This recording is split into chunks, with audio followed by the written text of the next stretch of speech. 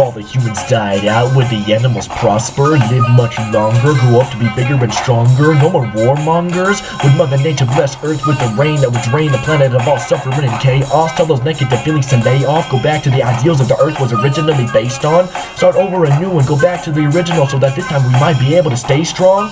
We as humans need to think unselfishly, eliminate jealousy, reiterate cultural developing, abolish herbal felonies, stop listening to non-music on the radio and go back to beautiful melodies.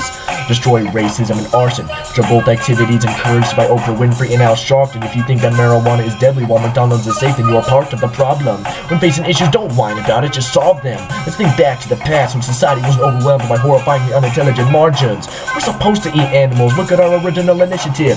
Humans hunted and ate animals even back when we were primitive. Of course every life is precious and limited. That's why modern society has to be considerate.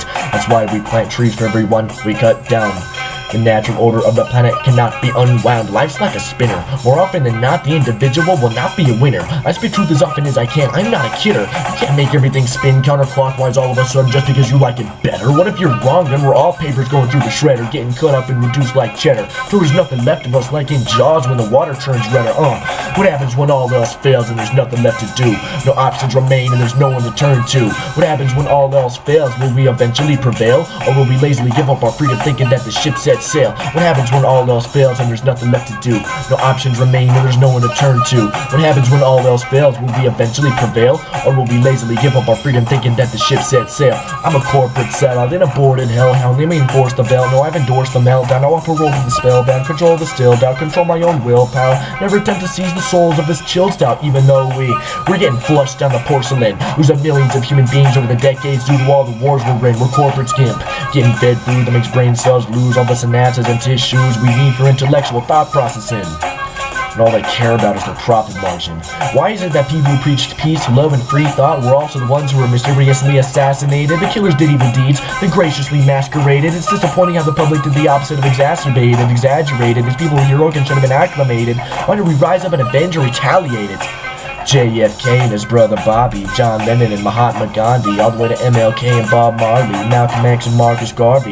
The list goes all the way to Tupac Shakur. Biggie Smalls was another great man who got shot down to the floor. Even Michael Jackson was internally pure. And whenever I say that, people always ask me, are you sure? Research everything you possibly can and come to a conclusion that's entirely yours. Don't believe my words just because I said them. I'm trying to inspire free thought so you don't have to rely on others saying let them. My goal is to teach you to tell your authoritarian figure to stick their policies in the rectum. Abolish the corruption in our political spectrum. Teach you to take the rules and bend them.